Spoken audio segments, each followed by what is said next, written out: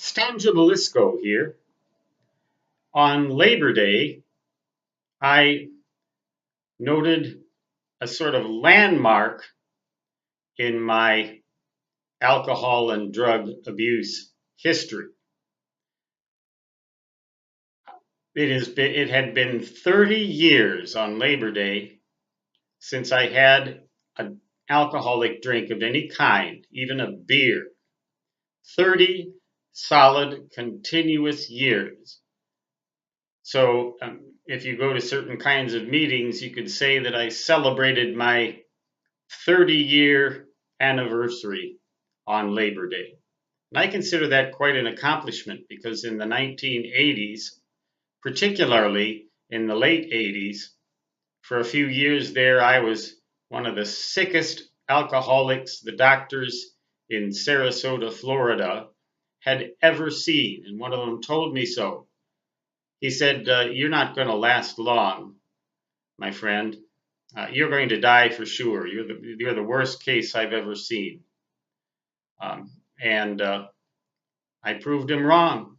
I overcame that particular malady, although I am aware that with alcohol, if you are a true alcoholic, and indeed I was and am, one alcoholic drink can send you right off to the races again. And you can go right down to where you were, even as much as 30 years later. So for the rest of my life, I must remember that. But I can't celebrate pure, continuous, substance abuse-free lifestyle because I do have a problem with the prescription drug clonazepam, a benzodiazepine drug. Now, it doesn't do things to me that like alcohol did. It doesn't cause people to call the police when I open my mouth. It doesn't cause me to walk into people's houses without any reason at all, to invade people's houses. Here in South Dakota, by the way, and out west in a lot of places, if you try that, you're liable to get shot. It almost happened to me in upstate Florida, near a town called Wildwood, Florida, in 1987. 1987 was my worst year for alcohol abuse, but it wasn't until Labor Day of 1988 that I had my very last alcohol-containing beverage, including a beer. There might be a little bit here and there in some cough medicines, although I never get a cough, so I never take cough medicine. I read the labels on every medication that I take to be sure there's no alcohol in it, because I know of the dangers of alcohol and similar substances too, including benzodiazepines, but apparently they are not leading me back to alcohol. But I can't claim what you would say 30 years of pure sobriety because the benzodiazepines, while not exactly making me intoxicated, are a habit-forming and an abuse-prone substance. They do comprise or compose a substance abuse-capable substance.